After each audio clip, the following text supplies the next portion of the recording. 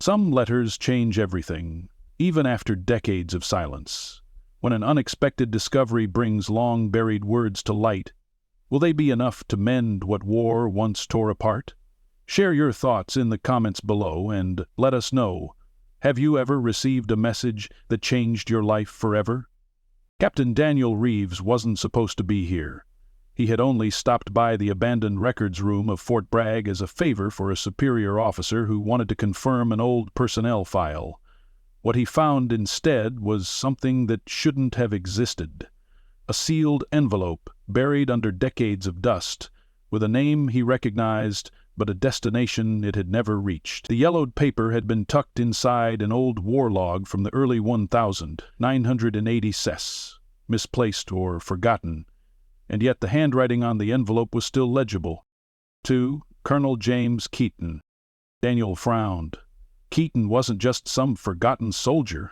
He was General James Keaton, retired, one of the most decorated commanders of his time, a living legend in military circles, a man whose face still appeared in leadership seminars and history books. But what was an unopened letter, decades old, doing here instead of in his hands? The young officer hesitated.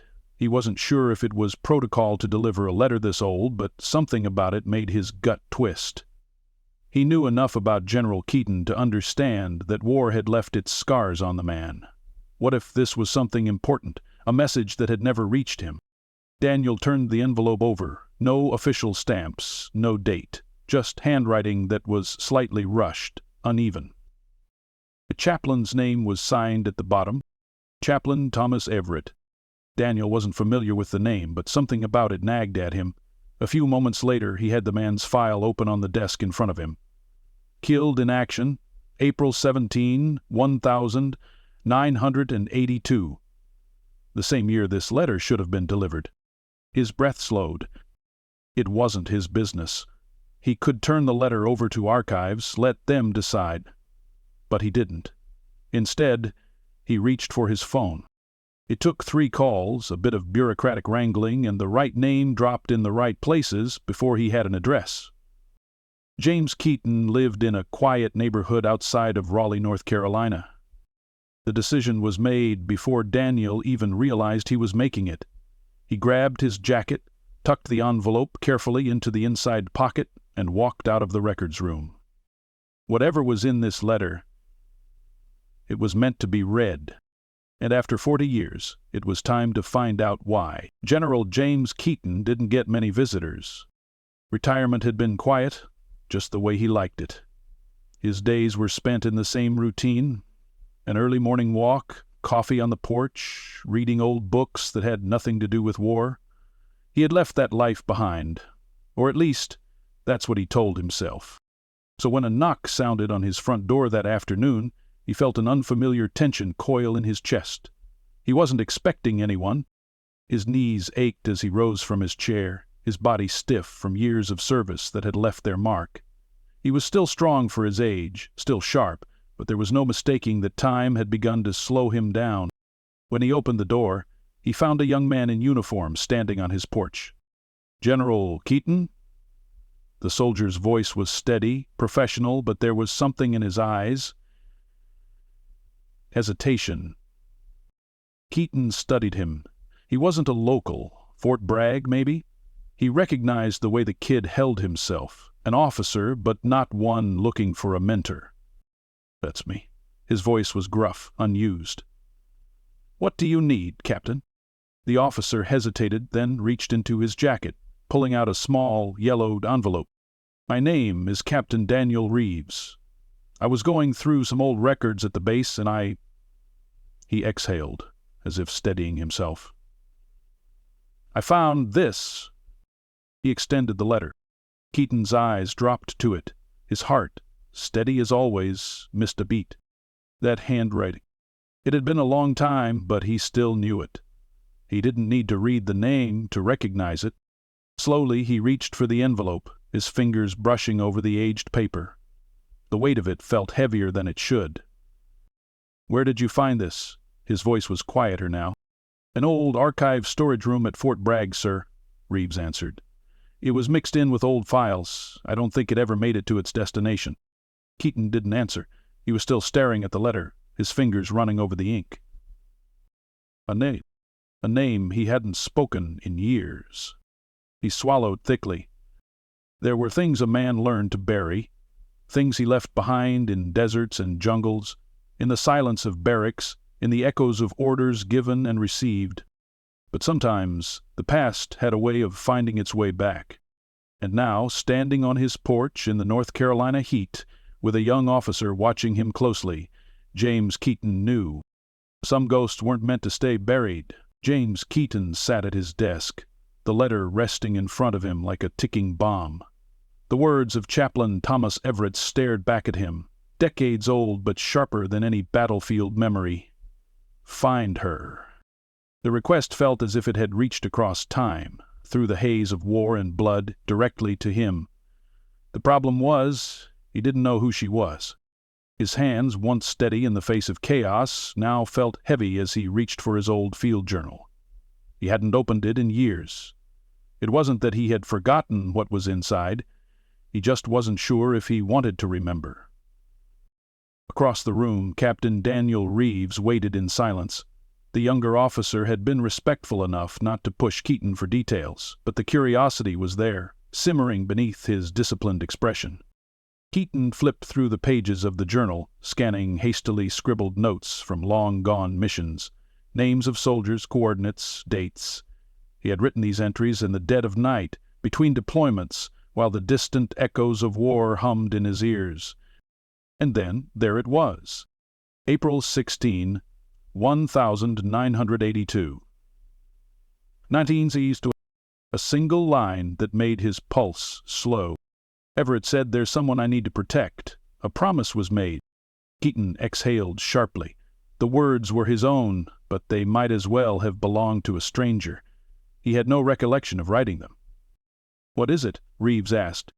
Keaton closed the journal, rubbing a hand over his face. "I made a promise I don't remember making." Reeves frowned. "Do you think it's a civilian? Someone the chaplain was trying to help?" "Maybe." Keaton stood, pacing the room. "Or someone tied to a mission that never made it into the official reports." Reeves studied him for a moment. "Sir, if Everett wanted you to find her, that means he believed she was still out there." Keaton didn't respond right away. The weight of unfinished business pressed against his chest. Decades had passed since that war. He had buried so many ghosts, but now one had found its way back to him. Without another word, he picked up the phone. "We start at the archives," Keaton said. "If there's a name attached to this, we're going to find it." Reeves nodded, already reaching for his jacket. As they stepped out into the evening air, Keaton glanced down at the letter in his hand one last time. Find her. 40 years too late, he was finally going to keep his promise. James Keaton sat at his old wooden desk, the letter resting in front of him like a relic from another life. He had held it for nearly an hour, running his calloused fingers over the edges, feeling the weight of time pressing down on him. The chaplain's handwriting was unmistakable. Thomas Everett. 40 years. He had spent decades telling himself that the past was settled, that whatever was left behind in those foreign battlefields had no hold over him anymore. But war had a way of leaving unfinished business, and now it sat before him in the form of a fragile envelope, yellowed with age. Across the room, Captain Daniel Reeves remained silent, standing near the window. He had no right to be here, not really, but something in Keaton's expression told him the old general wasn't ready to be alone with whatever words lay inside. Keaton exhaled deeply, then reached for the letter opener. The blade slid under the brittle paper, splitting it open with careful precision. Inside, a single sheet. The ink, though faded, was still legible. He unfolded it with steady hands. "Jim, if you're reading this, then I didn't make it."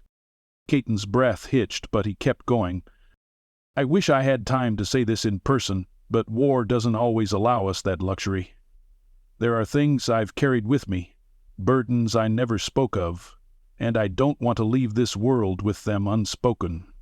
You and I both know the choices we made, the orders we followed. Some were right, some were not. But I need you to know something." Keaton clenched his jaw. He could still hear Everett's voice, calm even in chaos. He had been a man of faith, a man who brought comfort to the soldiers who had nothing left to hold on to. Keaton had trusted him more than most. But there was something more in these words. There was a promise made in the middle of that war, James. One you don't even remember making. But I do. And it's time you knew the truth. Keaton's pulse quickened. "Find her." Keaton froze. His eyes darted back over the words, as if rereading them would change them. "Find her. She deserves to know." For the first time in years, James Keaton felt the past claw its way into the present. His hands trembled slightly as he lowered the letter onto the desk. Daniel Reeves watched the old general closely. "Sir?" Keaton swallowed, steadying himself. His voice was quiet but resolute. "We need to take a trip." James Keaton had spent his entire life following orders. From the moment he enlisted at 18 to the years he climbed the ranks, his world had been dictated by strategy, discipline, and duty. But now, sitting in his study with the faded letter on the desk before him, there were no orders to follow, only a request from a man long gone. A request that changed everything. "Find her." The words had burrowed deep, unsettling something in him that he thought had been laid to rest. He stared at the letter, the edges frayed from where his fingers had gripped it too tightly. Who was she? What had Everett meant? Keaton's memory was sharp, honed by years of battle and decision-making. But this was different. It wasn't a mission, it was something personal. He exhaled, then turned his chair toward Daniel Reeves, who still stood in quiet patience near the window. The young captain hadn't spoken much since Keaton read the letter, but his presence was steady. "You found this letter," Keaton said, his voice low, controlled. "You brought it to me. I assume that means you want to see this through." Reeves straightened. "I do, sir." Keaton studied him, searching for any sign of hesitation. He found none. Maybe that was why he didn't bother arguing. The truth was, he wasn't sure he could do this alone. With a slow nod, he leaned forward, tapping a finger on the letter. "Everett died in 1982. If there was someone he wanted me to find, that means they've been waiting a long time." "Do you have any idea who it could be?" Reeves asked. Keaton's jaw tightened. He had fought in wars across the world, commanded battalions, made decisions that haunted him even now. But nothing in his mind connected to the words in this letter. There was only one way to find out. He turned to his bookshelf, running his fingers along the spines before pulling out a worn leather journal. It was old, the edges cracked, the pages filled with notes from his time in command. Not military notes. Those were classified. But his own records, moments he wanted to remember. He flipped through the pages, eyes scanning the words, looking for anything, any name, any clue. And then he found it. A single entry. "April 16, 1982. Everett spoke to me again about the evac mission. He says there's more to it than I know, that there's someone who needs protection, someone I need to make sure survives." Keaton's breath caught. He read it again, slower this time. Everett had told him this, but he had buried it, lost in the chaos of war.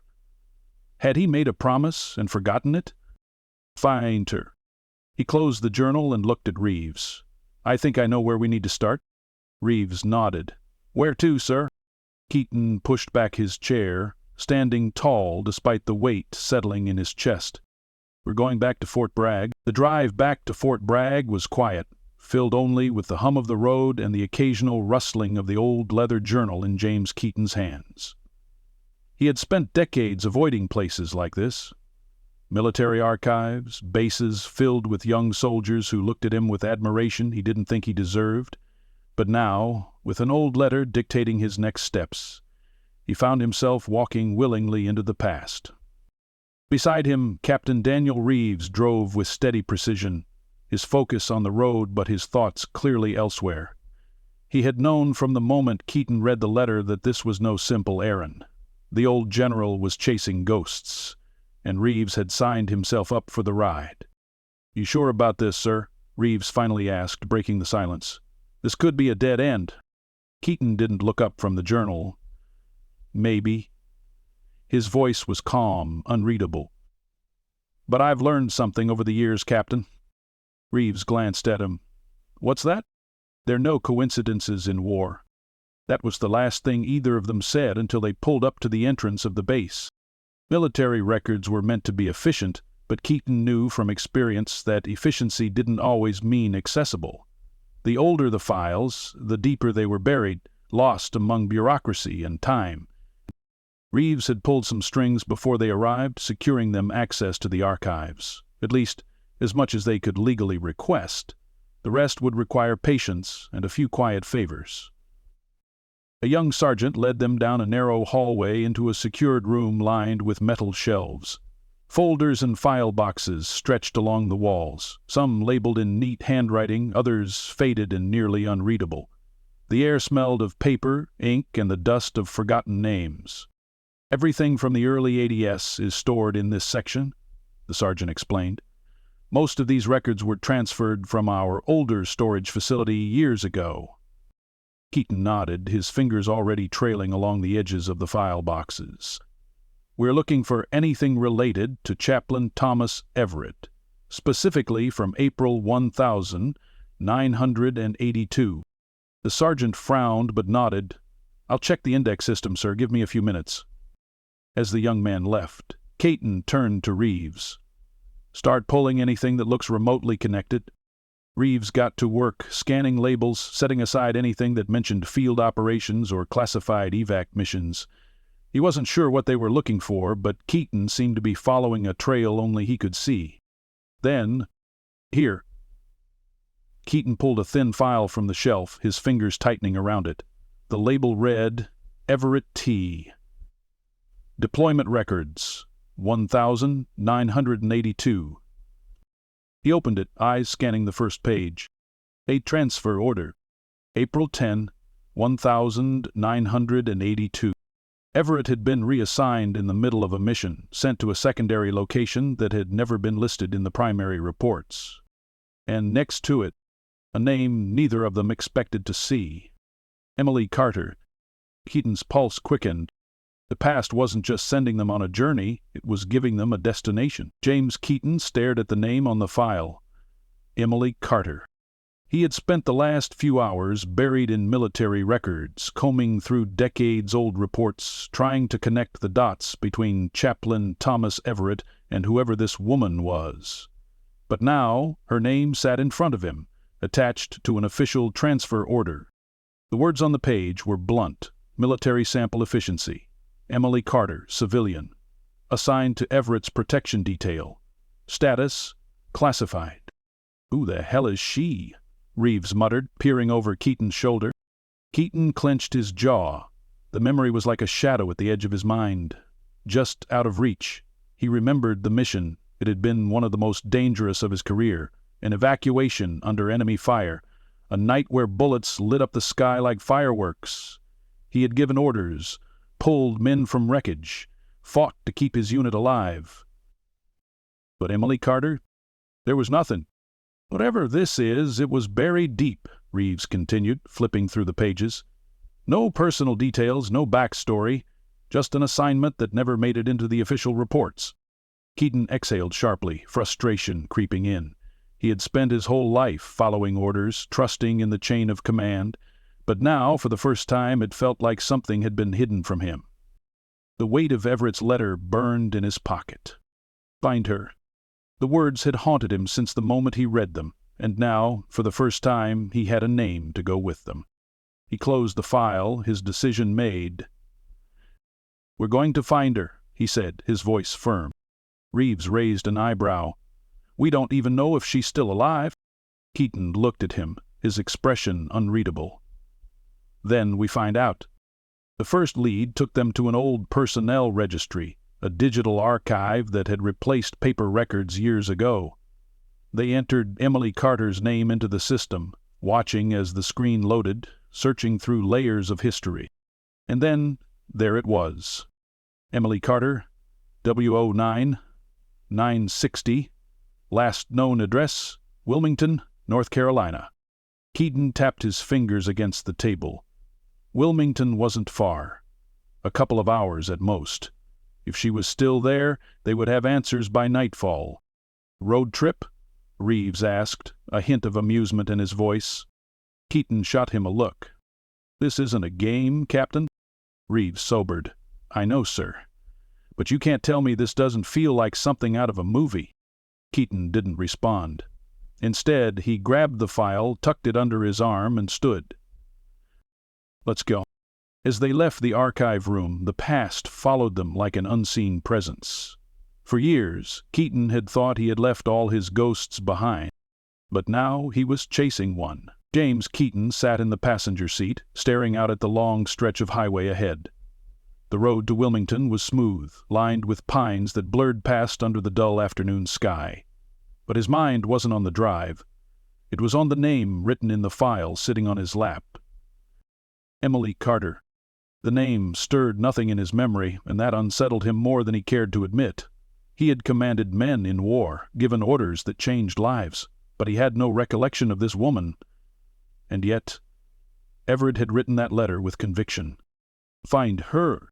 Beside him, Captain Daniel Reeves kept his hands steady on the wheel, glancing over occasionally, as if gauging the general's mood. He had the patience of a man who understood when to keep quiet. You don't remember her, Reeves finally said, not as a question, but as an observation. Keaton let out a slow breath. No, but Everett did. That's what bothers me. Reeves drummed his fingers on the steering wheel. Maybe she was a civilian caught in an operation, someone you helped without realizing the impact. Keaton shook his head. I don't do things without realizing the impact. Reeves smirked. Respectfully, sir, you're not exactly the sentimental type either. Maybe Everett saw something in this that you didn't. Keaton didn't answer. He just kept staring ahead. There was a time when he had trusted Everett more than anyone in his unit. The chaplain had been a steady presence in the chaos, a man who carried faith into places where faith didn't belong. And now, all these years later, his last request was forcing Keaton to revisit a chapter of his life he had locked away. The GPS voice broke the silence. Turn left in 1 mile. Wilmington was close. Keaton shifted in his seat, the weight in his chest growing heavier. What do we know about her? Reeves pulled out his phone, scrolling through the background check he had run before they left Fort Bragg. Not much. Emily Carter, born 1960. No criminal record, no government job history, no obvious ties to the military except for that file we found. Address? Still listed at the same place she was 20 years ago, Reeves hesitated. But there's something odd. Keaton narrowed his eyes.